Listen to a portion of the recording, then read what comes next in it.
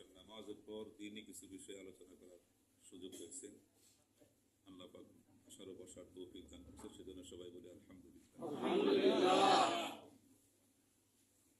সম্মানিত হাজিরিন, গতকালকে আমাদের কাশেম ভাই আবুল কাশেম ভাই একটা প্রশ্ন করছিলেন যে কোরআনে কারিম যদি কেউ না পড়ে, শিক্ষা না করে, সে যদি শিক্ষার চেষ্টাও না করে, তার জন্য কি ভয়াবহতা, তার সম্পর্কে কোরআন হাদিসে কি বলা হয়েছে, এই বিষয়টা নিয়ে কিছু আলোচনা করার জন্য। কিন্তু আমরা গত সপ্তাহে শুরু করছিলাম যে হৃদয়ের কিছু রোগ আছে। নবীজি বলেছেন ইন্নাল হাদিদা ইযা আসাবাহুল মা, যখন লোহার মধ্যে জং লাগে, পানি পড়লে জং লাগে, ঠিক না? ইন্নাল কুলুবা ইয়াস্তাউ কামা ইয়াস্তাউল হাদিদু ইযা আসাবাহুল মা, লোহায় পানি লাগলে যেমন জং ধরে, ঠিক গুনার কাজ করলে অন্তরের মধ্যে জং লাগে। হাদিসটা প্রমাণিত এবং বাস্তব রয়েছে প্রমাণ। যখন মানুষ গুনার কাজ করে অন্তরে কিন্তু জং লাগে, ময়লা লাগে, গুনার দাগ লাগে।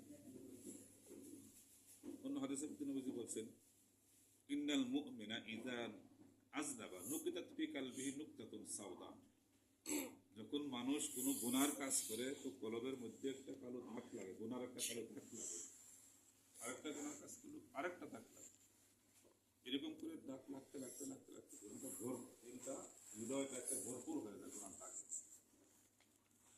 যখন হৃদয়টা ভরপুর হয়ে যায়, ওই লোকটার অবস্থাটা কেমন হয়? তার কাছে ভালো জিনিস আর ভালো লাগে, তখন তার কাছে খারাপটাই ভালো লাগে। জ্বরের রোগী যেমন মিষ্টি তার কাছে তিতা লাগে, আসলে কি মিষ্টির দোষ? এটা তার রোগ হয়েছে, জিহ্বায় তার রোগ ধরছে। সবার কাছে মিষ্টিটা মিষ্টি লাগতেছে, কিন্তু তার কাছে মিষ্টিটা তিতা লাগতেছে কেন? রোগ। ঠিক তদ্রূপ কলবের মধ্যে যদি কারো রোগ দেখা দেয়, তখন ভালো জিনিস আর ভালো লাগে না।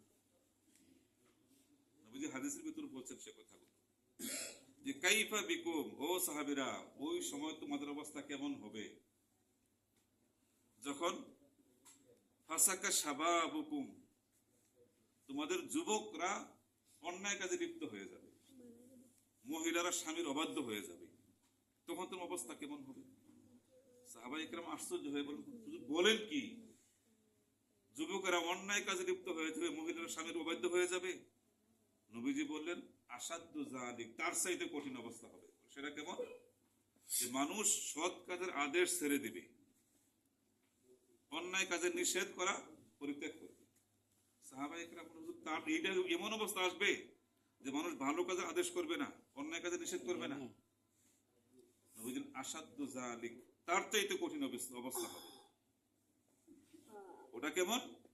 বলে মানুষ মন্দ কাজের আহ্বান করবে, ভালো কাজ থেকে নিষেধ করবে। কথা বুঝতেছেন আমার?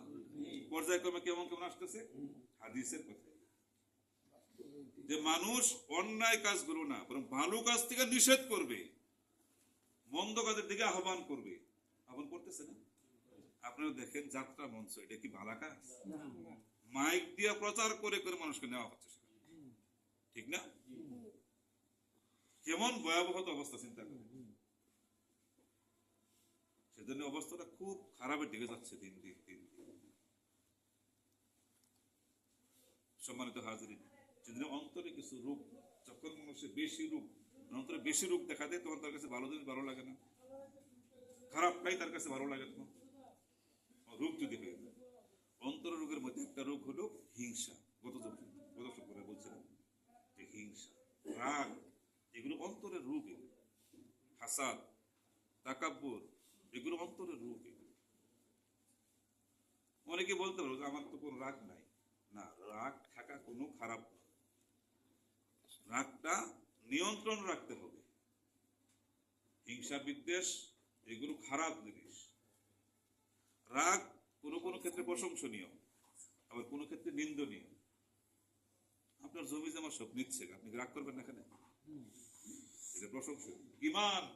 ইমান হরণ করতে চায় কেউ, আপনার স্ত্রীর সতীত্ব নষ্ট করতে চায়, আপনি কি এখানে বসে থাকবেন? ঠিক করে না, ইসলাম করে তখন তোমার রাগ করা ওয়াজিব, তোমার জরুরি।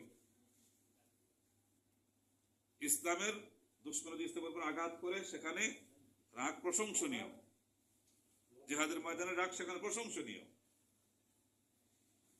সকল ক্ষেত্রে নয়, আপনাকে নিয়ন্ত্রণ রাখা। সম্মানিত হাজিরিন, ইমামে আবু হানিফা যার অনুসরণ আমরা করি, ঠিক না?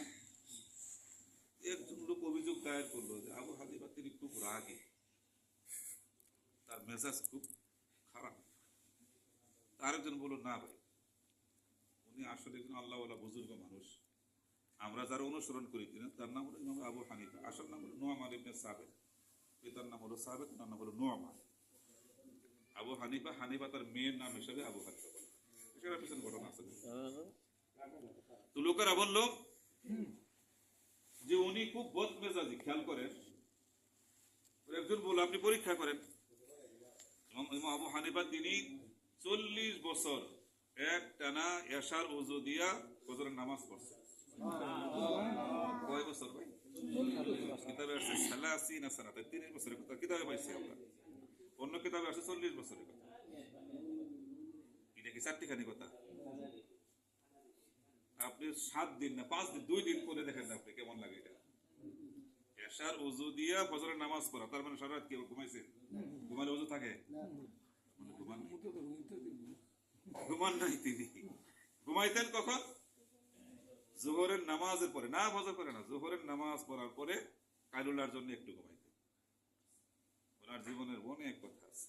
যাক, যেটা বলার উদ্দেশ্য সেটা হলো যে বদমেজাজ না, একদম পরীক্ষা করার জন্য। খেয়াল করুন, উনি কিন্তু ঘুমাইতেন জোহরের পরে, সামান্য একটু ঘুমাইতেন, একটু পরীক্ষা করার জন্য ওনাকে, উনি আসলে রাগী কিনা।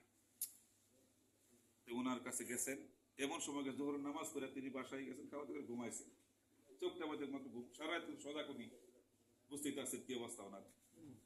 চোখটা লাইকে আসে, এমন মুহূর্তে একজন লোক গেছেন, দরজায় গিয়ে নক করছেন, দোতলা থেকে নেমে আসছেন, ফিটে আসছেন। ভাই কি জন্য আপনি আসলেন? হুজুর আসছেন একটা মাস্তা জানার জন্য। বলেন মাস্তা? মাস্তা তো আপনি আস্তে আস্তে ভুলে গেছেন। মাসলা কি আস্তে আস্তে ভুলে গেছি। উনি রাগ করলেন, ঠিক আছে, আবার যখন মনে পড়ে আপনি আবার আসেন। উনি গেট লাগাইতে চলে গেছেন, আবার তিনি ঘুমাইছেন, চোখে ঘুমটা লাগিয়ে আসছে, আবার সেই লোক আসছে। বুঝলেন এই কথাটা? আবার সেই লোক আসছে, আইসা আবার গেটের মধ্যে নড়া দিচ্ছে, উনি আবার দোতলা থেকে নামে আসছে, গেট খুলে ভাই আপনি আবার আসছেন। এখন কি বাচ্চারা মনে পড়ছে, বলে হুজুর আপনি আসতে আসতে মনে তো ছিল, জুতার আবার শুনতে আবার ভুলে গেছে। দুপুরে সারা রাত সজাগ থাকে, দুপুরে একটু ঘুমান, এই সময় যদি কেউ বারবার ডিস্টার্ব করে, আমরা জুতা দিয়ে রেখে দিতাম না? রাগটা কেমন খেয়াল করেন না? আমাদের অবস্থাটা বলতেছে, আপনারা তো আল্লাহ সবাই, আমার অবস্থা, আমার রাগ বেশি। আমি জুতাটা খুলে বলে বেয়াদব, একটু পরে ডিস্টার্ব করবো আসছো, ঠিক না? এই কথা বলতে হবে। দ্বিতীয়বার একটু রোজ ভুলে গেছি, আচ্ছা ঠিক আছে, উনি রাগ করলেন, ঠিক আছে, আবার যখন মনে পড়ে আবার কে ঘুমাইছে, আবার এই লোক তৃতীয়বার আবার আসছে, আবার কেটে এসে আসছেন, নামে আসছেন, মাসলা কি মাসলা এখন মনে আছে? কত মনে আছে? কি মাসলা? মাসলাটা কি জিজ্ঞাসা গেছে, বলতেছেন যে পায়খানা তিতা না মিষ্টি? খাইছে কেউ? আচ্ছা, আমরা ওই লেখো 3বার বেটা ডিস্টার্ব করছে, তার প্রশ্ন একটা করছে, এরকম প্রশ্ন মানুষ করে। আবু হানিফা অত্যন্ত মেধাবী ছিলেন, অনেক বুদ্ধিমান, কিন্তু আমরা অনেক কিছু পড়ছি ওনার জীবন থেকে। এত উপস্থিত বুদ্ধি এত বেশি ছিল, এক লোক এসে বলছে হুজুর আমার টাকা হারাই গেছে। টাকা কোন আমি রাখছি মনে নাই আমার, এটা আপনি একটু বলে দেন। আপনি টাকা রাখছেন, এটাকে আমি কেমনি করবো? বলে বলছে আমার বিশ্বাস আপনি একটা তদবির দিলে আসবো তো পায় দেয়। মেধা তো মেধাবী ছিলেন প্রচুর। সকল উলামা ইকরাম বলছেন, শাফি, ইমাম মালিক, আহমদ ইবনে হাম্বল সবাই বলছেন নাহনু ইয়ালু লি আবি হানিফা, আমরা সবাই আবু হানিফার কাছে সবাই ঋণী, উনার কাছে আমরা সবাই ঋণী। আমাদের জ্ঞান কম, উনি জ্ঞানের দিক দিয়ে পিতার সমতুল্য, আমরা সন্তান তুল্য। এত বেশি জ্ঞানী ছিলেন, এত জ্ঞানী ছিলেন। এই যে এটা মনে করেন, এটা একটা পিলার, কি দিয়ে বানাইছে? এটা সিমেন্ট দেওয়া, ঠিক না? উনি যদি বলতেন যে এই পিলারটা স্বর্ণের পিলার, উনি দলিল দিতেন যে স্বর্ণের পিলার, এটা উনি দিলেন, উপস্থিত বুদ্ধি এত বেশি ছিল। কোন বাপের বেড়ার ক্ষমতা ছিল না যেটা স্বর্ণের পিলার না, প্রমাণ করবে, বাস্তব দেখতেছে, এরপরও ক্ষমতা ছিল না ওনার যুক্তিগুলো খণ্ডন করে এটা প্রমাণ করবে যে এটা সিমেন্টের পিলার, এটা ক্ষমতা ছিল না। এত বুদ্ধি, এত জ্ঞান ছিল তার, এত জ্ঞানী ছিলেন তিনি। লোকটা বলছে হুজুর আপনি তদবির বললে মনে হয় টাকাটা পাবো। আপনি টাকা কোন জায়গায় রাখছেন আমি জানি নাকি এটা বলে হুজুর তদবির বলে, তদবির দিচ্ছে কি বলে, আপনি নফল নামাজ শুরু করেন, নফল নামাজ শুরু করবেন, যতক্ষণ নামাজের ভিতর টাকার কথা মনে না হয় ততক্ষণ নামাজ পড়তেই থাকবে। সুবহানাল্লাহ। নামাজ পড়া শুরু করলে দুনিয়ার সব হিসাবে নয় মিলে, ঠিক কিনা? যারা নামাজ পড়ে একটু খেয়াল করলে এটা, আর যদি আবার শুরু করছেন কোনো খেয়ালই নাই আপনার, তো আপনি পাবেন না এটা। যখন আপনি খেয়াল করবেন যে আমি নামাজ আছি, দেখবো শয়তান মন নিচ্ছে। হাদিসের মধ্যে আসছে উজকুর কাজা উজকুর কাজা, যখন মানুষ নামাজে দাঁড়ায় শয়তান এসে এই ওই কথা চিন্তা করে, ওই কথা চিন্তা করে, দেখবেন নামাজে দাঁড়াইবেন আর দুনিয়ার সব সব চিন্তায়, যেন নামাজে আপনার মনটা যেন না বসে, বেখেয়াল থাকেন আপনি। শয়তান আর সব মানুষের সঙ্গে, কত সময় বলছি, আগের সময় বলছি যে সব মানুষের সঙ্গে কি থাকে, নবীর সঙ্গে ছিল এটা। আপনি যখন টাকা রাখছেন ওই সময় শয়তান ছিল না সাথে, ছিল কি? উনি তার বুদ্ধিটা করছে কি যে আপনি নফল নামাজ শুরু করবেন, আপনার সাথে যে শয়তানটা আছে এটা বেশিক্ষণ নামাজ পড়তে দিবে না, দেখবেন মনে করে দিচ্ছে আপনাকে। শয়তান তো চায় না যে আপনি বেশিক্ষণ আবাদতে থাকেন, ঠিক না কথাটা? কি বুদ্ধি দেখেন, বুদ্ধিটা করছে কি?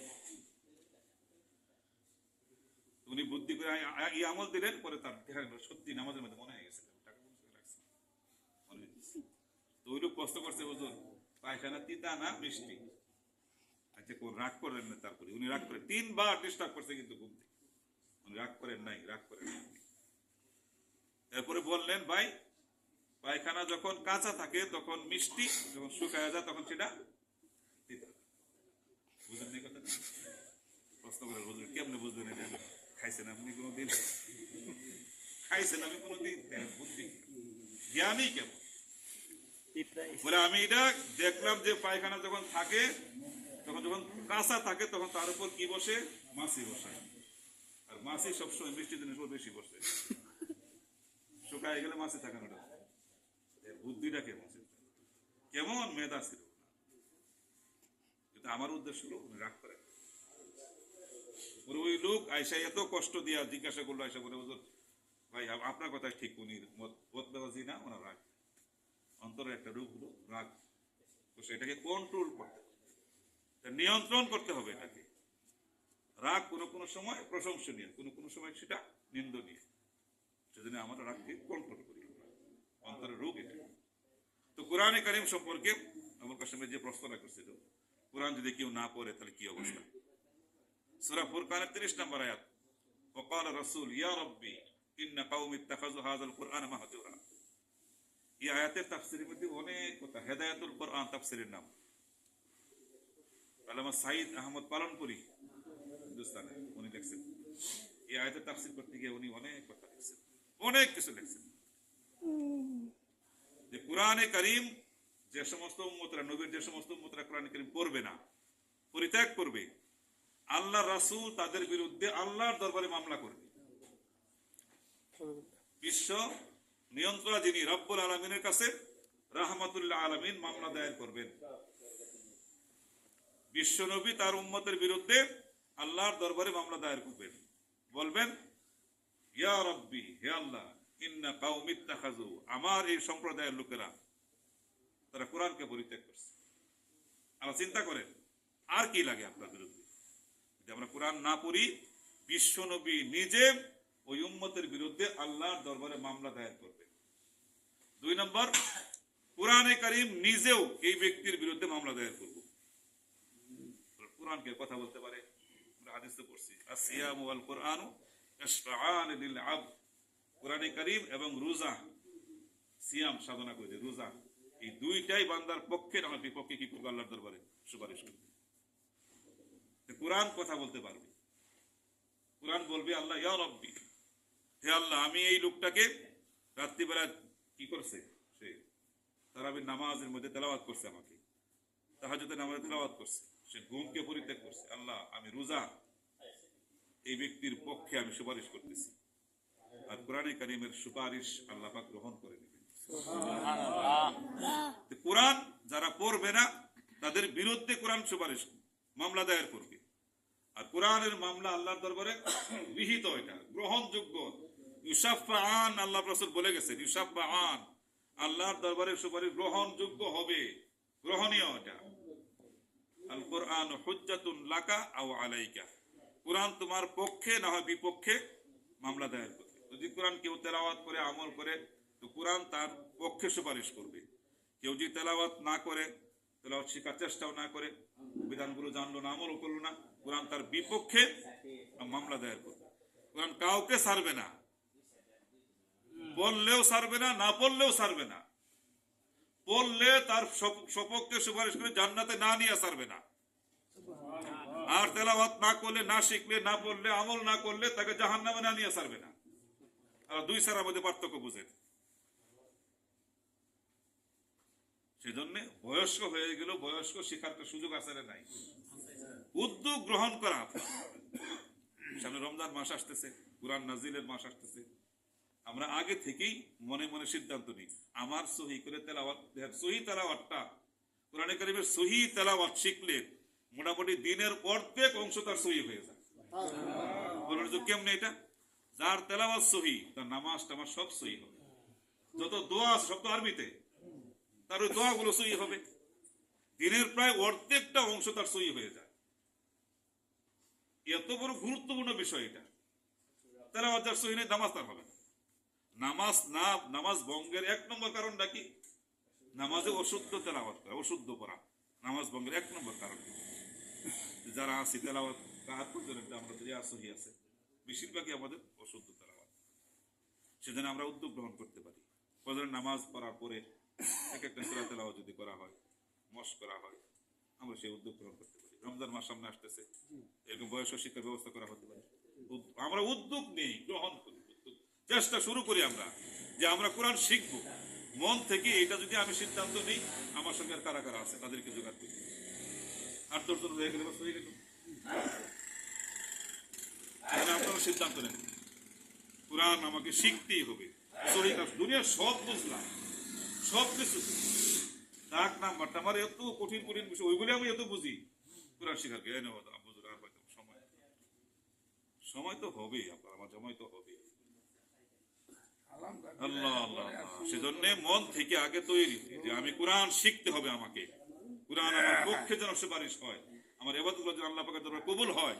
সেজন্য আল্লাহ পাক আমাদের সবাইকে এই কথাগুলো বুঝবার তৌফিক দান করুন এবং কোরআনে কারীম শিখতে হবে এই দিল থেকে, এই জিনিসটা উপলব্ধি করে এবং উদ্যোগ গ্রহণ করার তৌফিক দান করুন। বলেন আমিন।